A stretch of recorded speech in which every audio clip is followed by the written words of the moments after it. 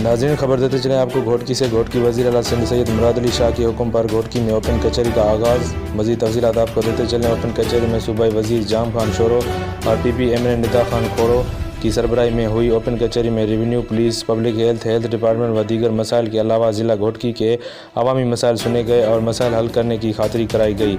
जबकि ज़िला घोटकी के आला अफसरान, deputy commissioner Ghotki Mohammad Usman Abdullah, SSP Umar Tufail, सूबाई सेक्रेटरी आबपाशी सोहेल अहमद कुरैशी व दीगर महकमा के अफसरान ने भी शिरकत की। और इस मौका पर PP ज़िला सदर घोटकी मीर बाबर खान लुंड, जनरल सेक्रेटरी सिकंदर अली लाको, आगा इखलाक असगर खान पठान व दीगर PP रहनुमाओं ने भी शिरकत की।